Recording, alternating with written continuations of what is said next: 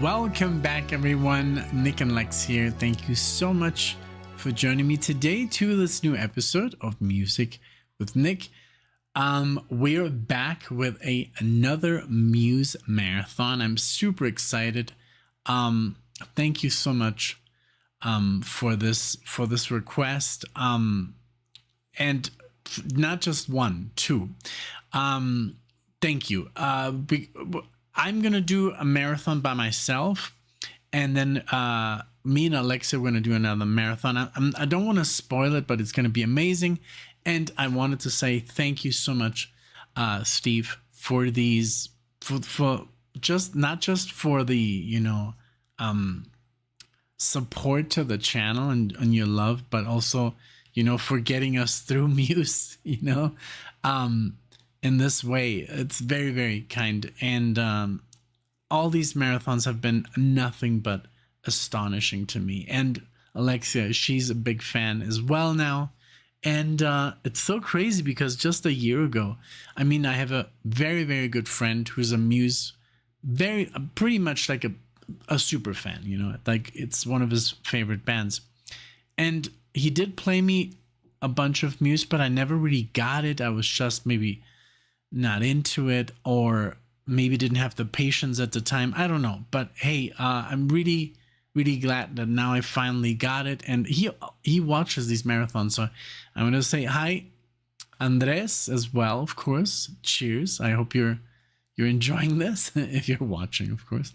But yeah, this is going to be fun. So I can't wait to do this. So we're going to start it off with the Showbiz album. We're going to do Showbiz, the title track.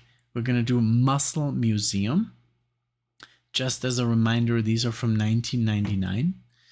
The Year of the Matrix. Another very huge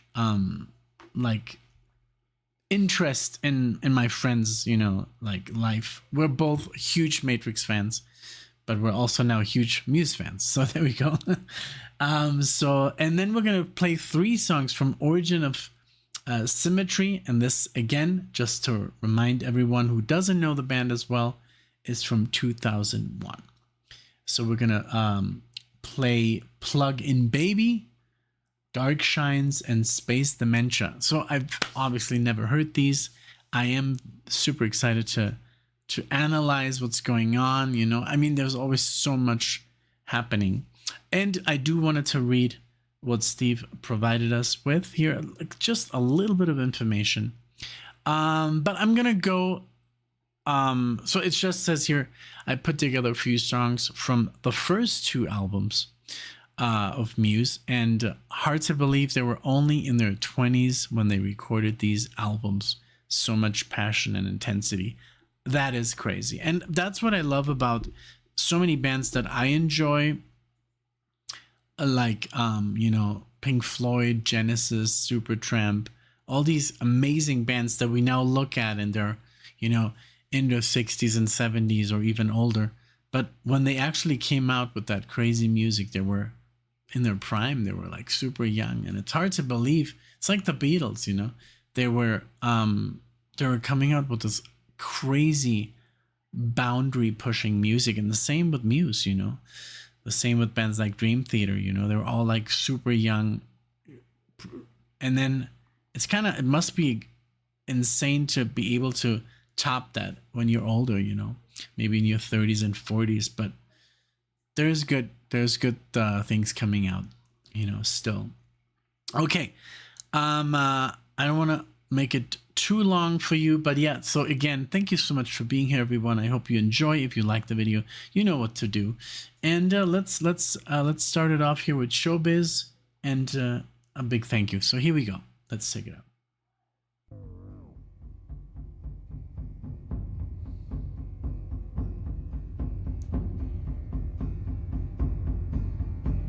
Reminds me of Pink Floyd. Early Pink Floyd. Like that first album, the opening track.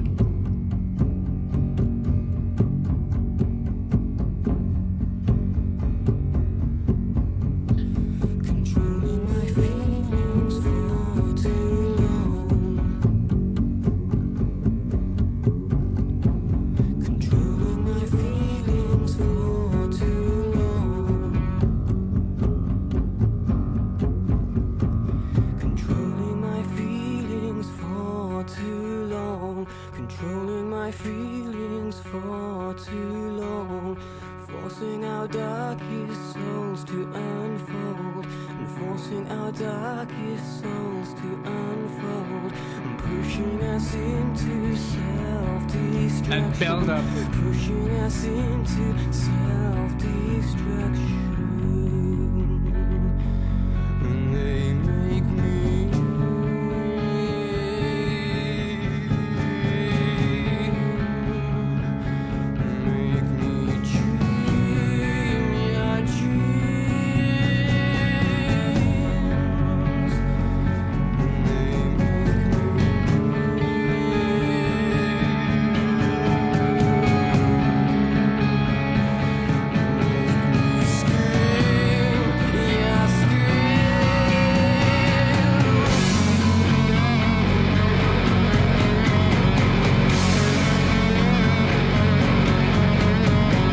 trying to please you far too long, trying to please you far too long. Rhythms of greed you wild, rhythms of greed you wild, rhythms of greed you wild, rhythms of greed you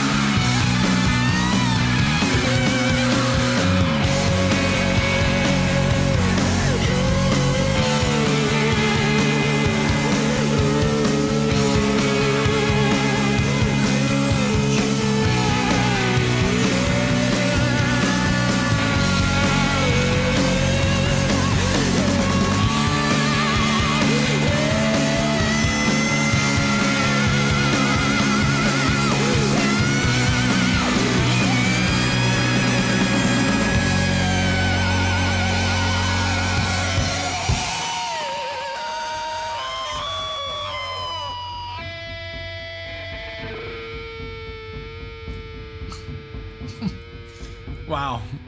So good.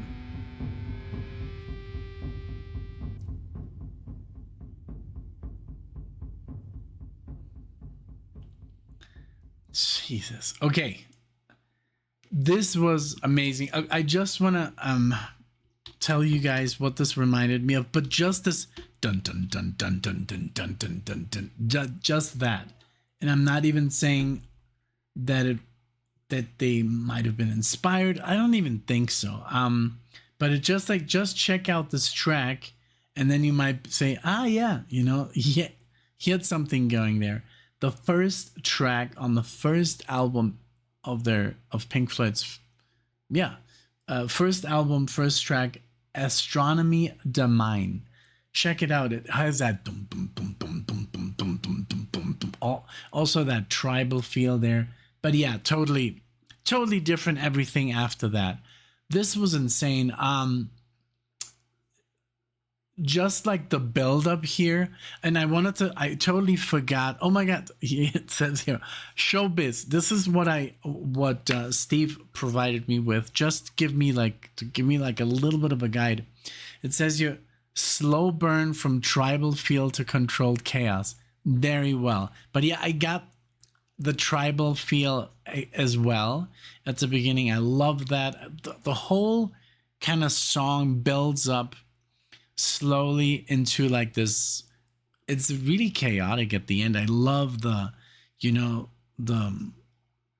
what Muse is known for these almost like like not painful to listen to, but pain infused vocals. Like when he sings, you can almost feel like this guy he is going through stuff, and I could see in the lyrics, there were some signs of struggle, and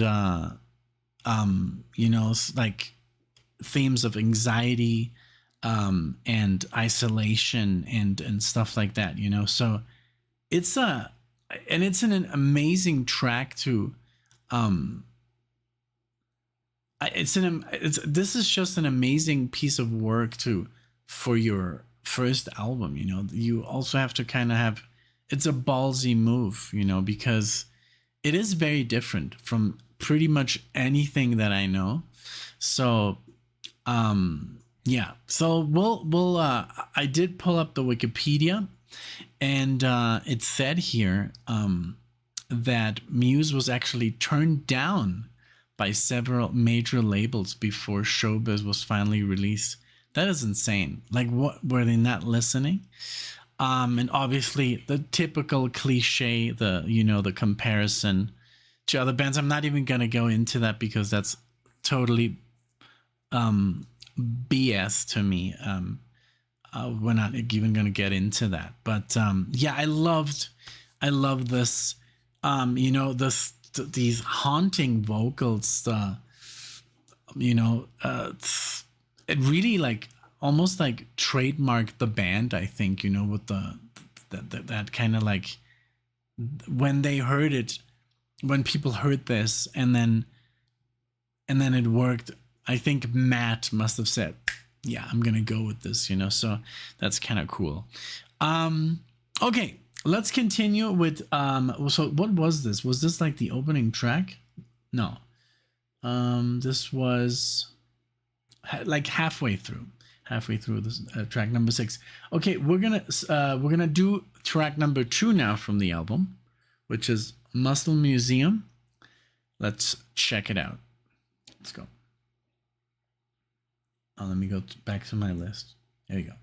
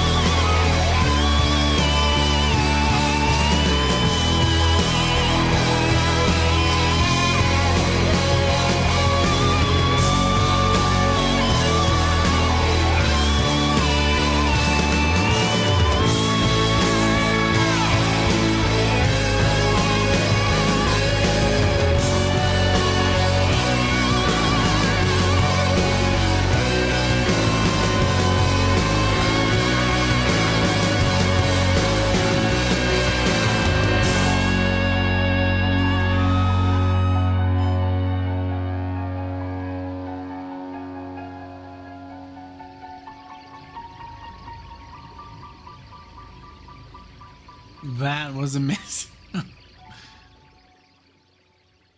do, do, do, do, do, do. Steve said this was gonna happen almost. Again, I didn't read his note. But it is really catchy. He says here, watch out, might get the medley or the melody. I think you meant the melody stuck in your head. That it almost sounded like a little tarantella, like an Italian, like this. You know what I mean? But the doom, doom, doom, doom, doom. But then the melody there was very like, yeah, very. I think it's a little bit Italian infused there, you know. But it had more like this, had more of an alternative feel to it. Very, very cool. Again, the melodies. I'm sorry, the melodies, the lyrics. You know, full of like that angst. You know, I want to say the word, you know, when you're vulnerable, and with, you know, and angst. I loved that whammy pedal. I don't know if you recognized it, but I'm sure that's what he was using when I did that.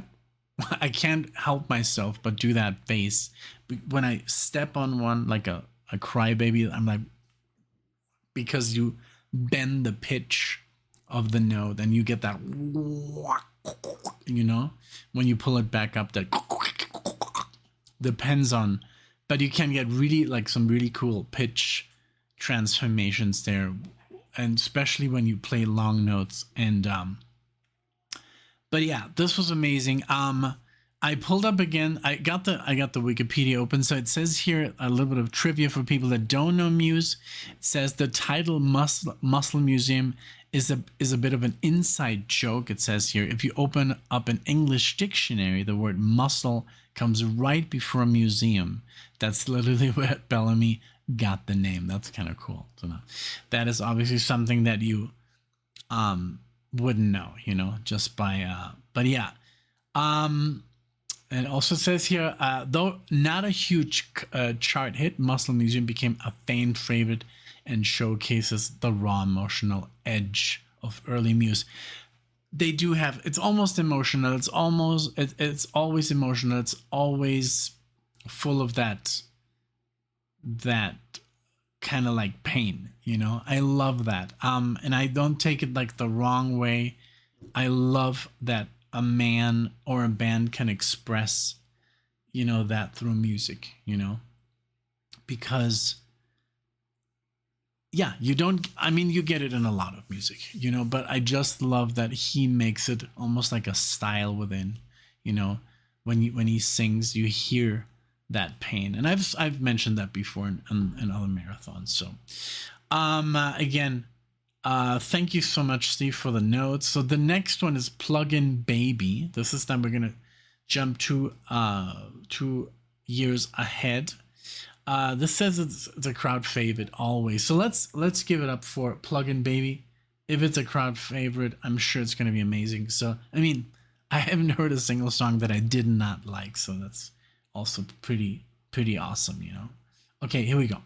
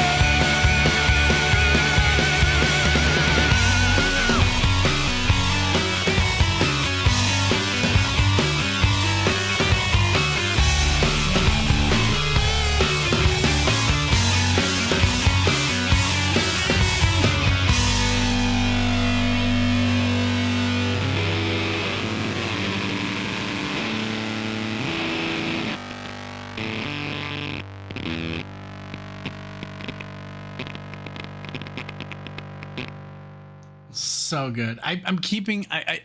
I'm not like, I don't feel like any kind of like persecution or a paranoia because I keep looking over my shoulder.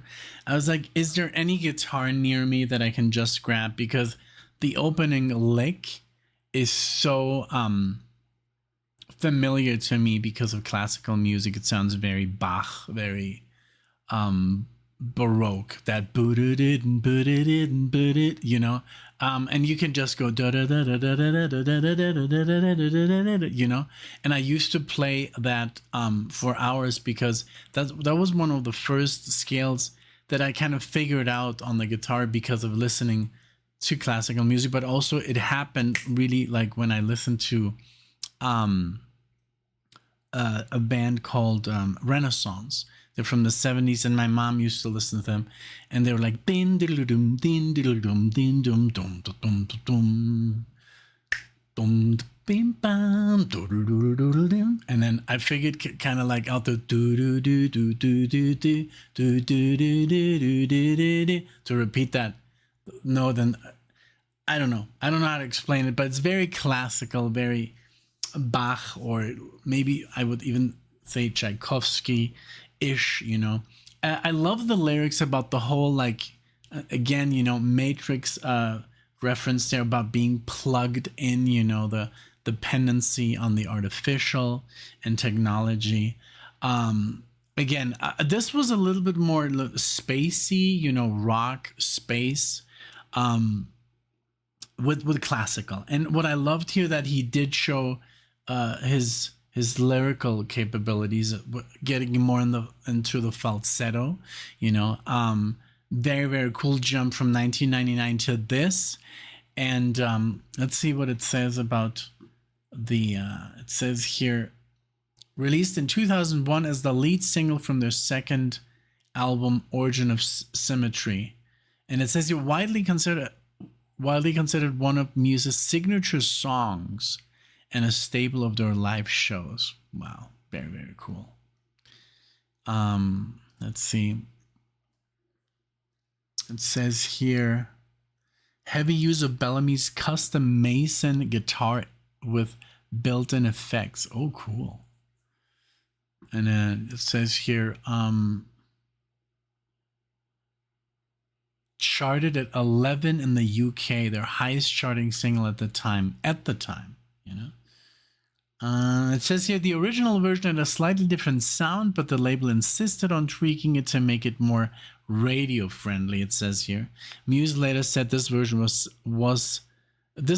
still wasn't fully commercial, but became one of their most successful tracks anyway. I love the distortion on here. Like, it's like I kind of like stopped playing around with distortion, which is a mistake.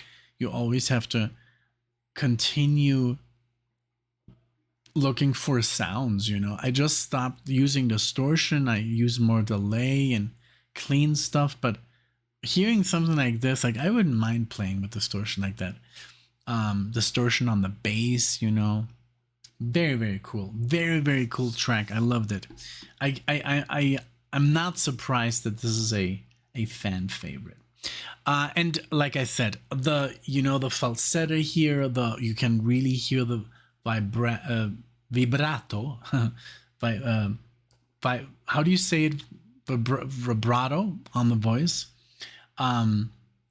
Sometimes, you know, when you speak Spanish, you can't like come up with the English version of the word, but yeah, beautiful, you know, like technical command of the voice. And I'm not a vocal coach. I don't know anything about singing, but I just know when I hear vibrato or falsetto and stuff like that. And he's just so good. Just a master. I mean, for singing, the way he plays the piano, like, you know, I've heard some Chopin-like stuff, you know, and on the guitar, he's amazing as well. And I love that he incorporates, you know, his classical influence into his rock. You know, that he has obviously as a classically trained pianist into rock music. And that's what other people did, like Ritchie Blackmore, and Renaissance is a very good example. But yeah, you have Deep Purple and you have Randy Rhoads. You have Eddie Van Halen, you know, or or Yngwie Malmsteen, who kind of like just really took classical pieces and said, this is what I want to play, but I want to play it distorted and with a lot of noise, you know. So, okay, let's go with Darkshines here, same album. Let's check it out. Oh, wait a minute. This is a personal favorite of Steve's. So here we go. Let's check it out.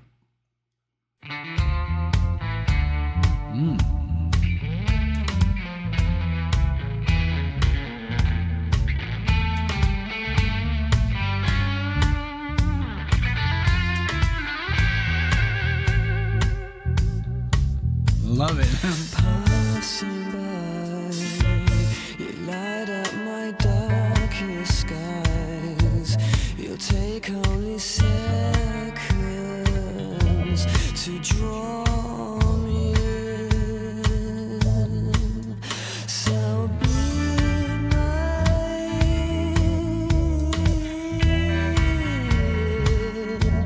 and your innocence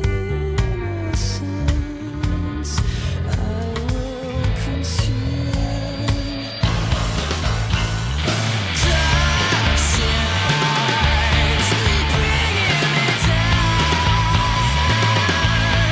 making my heart feel sore, 'cause it's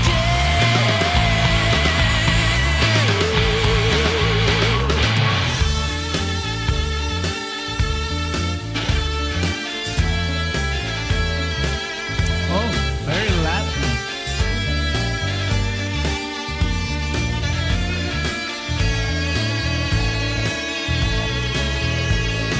Hold your hands up to your eyes again. Hide from the scary scenes. Suppress your fears. So be mine,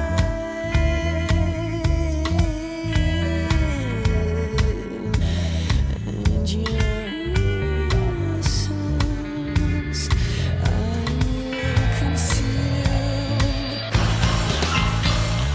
Darkshines, bringing me down, making my heart feel sore, 'cause it's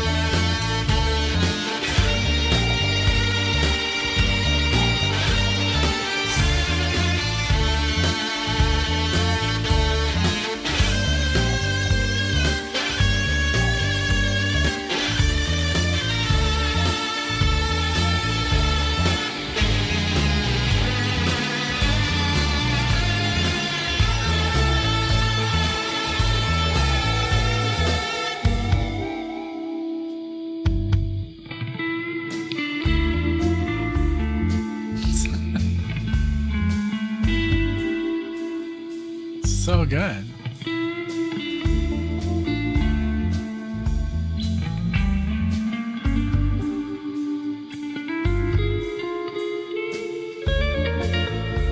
Wow. Very Spanish. Very Spanish.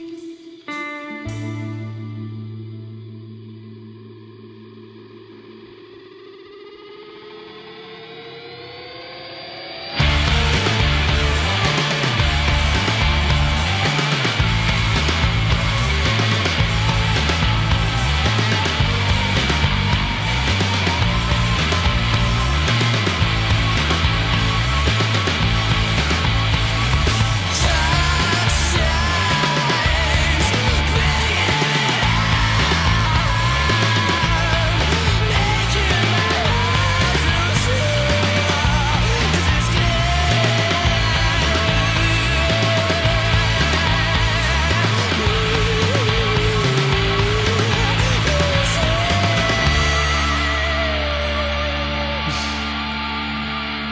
Holy shit.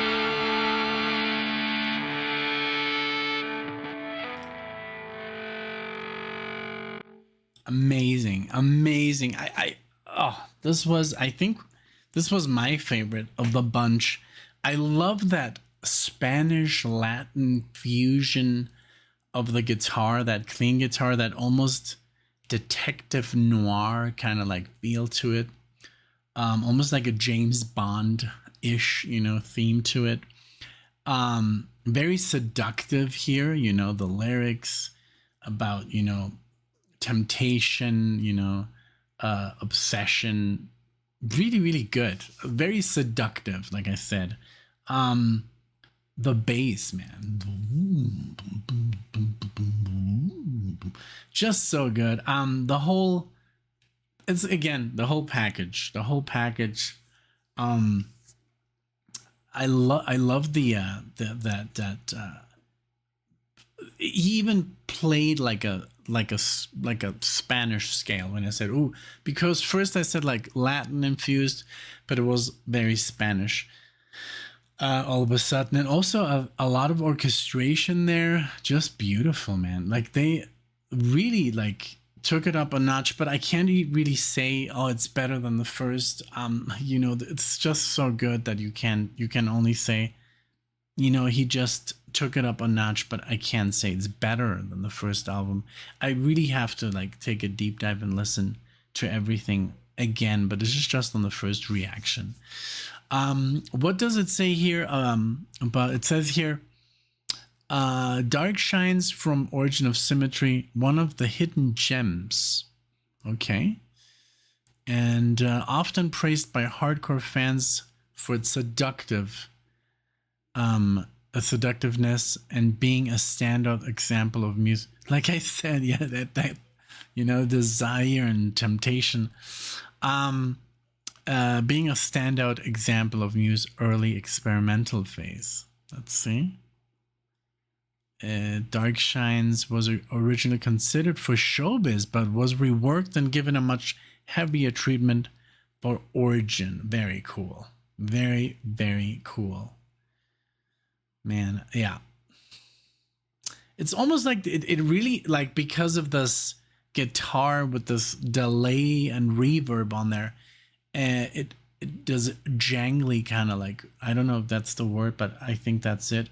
It had almost like when I said like that detective noir, it has a cinematic vibe to it, because if you think of like James Bond, that's what that was. It had like this, the theme, when you hear the James Bond theme, it has that sort of guitar.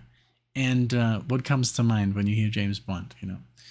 It's seductiveness, and especially the early ones, they were all about the male seductive agent, really, really cool.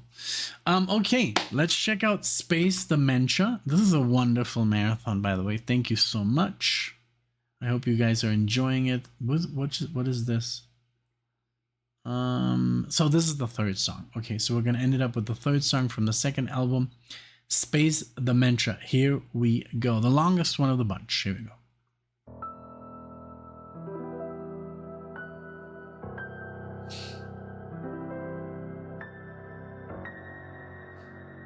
That piano.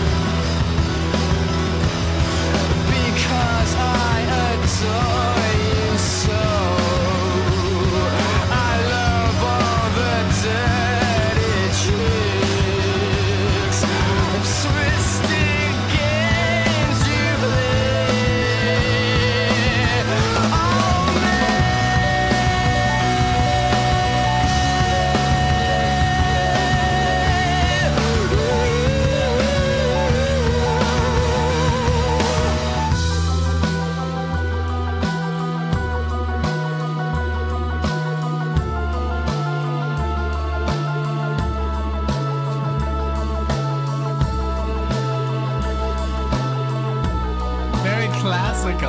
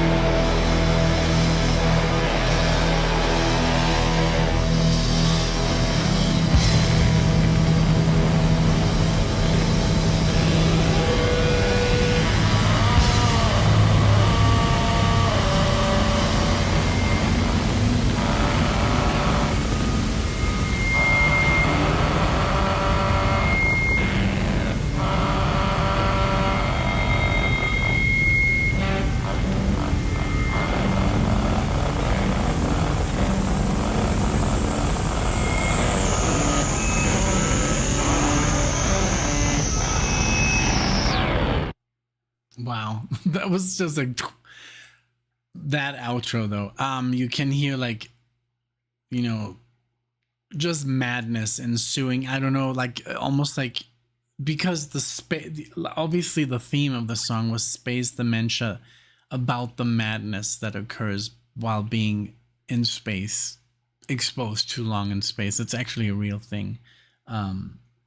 It's like almost like when you go, you know, like shit that happens, like when you climb Mount Everest, you know, that your like brain kind of like grows and you know, stuff like that. But well, I don't know too much about space, but it was just like listening to the lyrics, and it was hard to focus because there was so much happening. So much goodness here, so much classical influence, all the arpeggios, just the arpeggios being played, just the piano here, very Paganini, Rachmaninoff, you know, you can hear it. The pedal point, the pedal notes, you know that it's also very Bach, where you play one note and then you go further down the scale, but you always go back to that pedal note. Beautiful, beautiful falsetto again. The bass distorted as hell.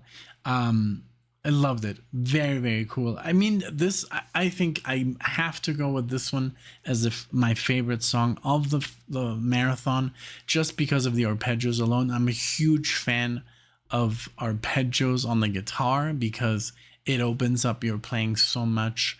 And when you learn the chords, when you learn the arpeggio, you also learn the chords and you connect the whole fretboard visually in your mind or visually or whatever. But arpeggios help so much, and it's great when you know it also on the piano and you can transpose it to the instrument of your choice. You know, for me being the guitar, this was just ridiculous. It was so good. But it has like this great blend of fusion of metal with rock, and classical music, like perfect. I love that the guy knows how to play the piano and uses his knowledge in his music. So good. Like everything about this song was just like, there's some stuff here that I can, for people that don't know about Muse that much.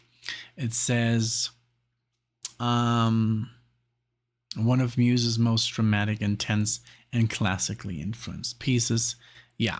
If you don't pick that up, then you don't know about classical music, but because it's so obvious, it says here it says, and I'll save your soul, I'll corrupt you. Again, obsession, manipulation, I think. I don't know. Like I said, my English sometimes kind of like checks out. It says here, many fans see this one as Muse's most theatrical tracks.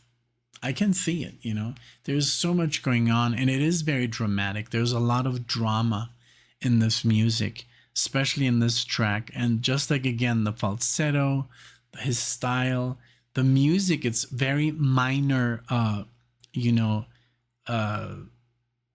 the music is in the minor key a lot.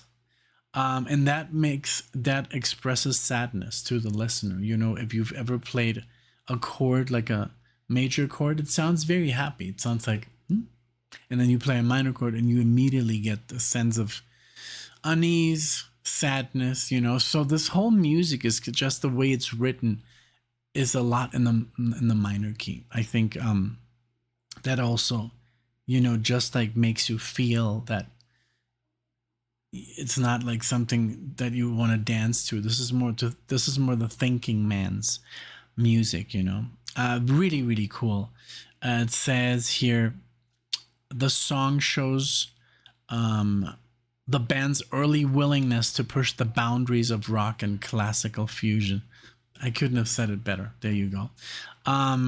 Yeah, it's very, very cool, to especially when you're discovering a new band. Okay. The first thing is you have to, when you listen the first time, have the lyrics pulled up. I mean, now, most of us don't buy CDs anymore, but at least have the lyrics pulled up when you listen to, because so you have an idea what the CD is about, the album. Maybe it's a concept record, it's just a whole story. But also it's kind of cool nowadays where we listen to music. I don't know, sometimes, at home or driving or whatever. But obviously, if you're driving, don't look at the liner notes. But like in this setting here, like it's really cool to pull up Wikipedia, because you can see the musicians, which is so important, what they're actually playing, what kind of instruments. And sometimes there's this little trivia, what was being used and why, and stuff like that. So I think it's a great help to understand what's being done, what's being performed, and I don't know. It's just a feature that we didn't have, I guess, as kids, and it's really cool. Again, Steve, this was wonderful. I can't wait to do the next marathon, the next Muse marathon with Alexia. That's gonna be awesome. She loves the band.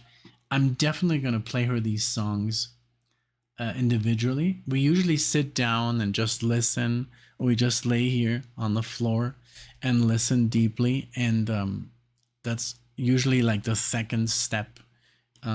Or I listen to the whole marathon again while I edit it, and then there's sometimes stuff like, man, I wish I would have talked about this. But especially when you don't pause, there's a lot of things that come to mind that at the end of the songs you already forgot. You're thinking of it. I kind of like try to hang on with it. Sometimes I take a little note or two if it's something that I really want to talk about. Like, for example, in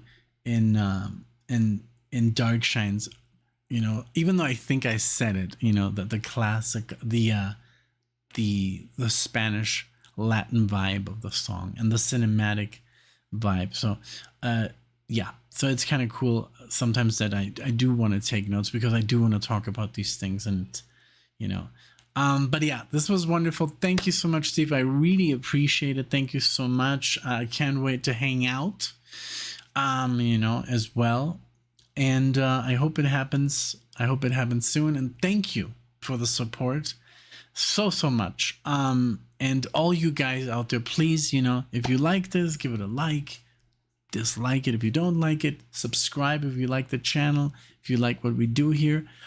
Check out the Patreon. We have over 74 albums, 74 full albums on tape that we can't post on YouTube because they get blocked, but you can go over to Patreon and check them out. We have pretty much the best of the best. I mean, when it comes to very, very famous albums, check it out. Check out our Patreon page, and yeah, subscribe, of course, if you like what we do here. Thank you again, everybody, for watching, and thank you to Steve, and I'll see you all in the next one.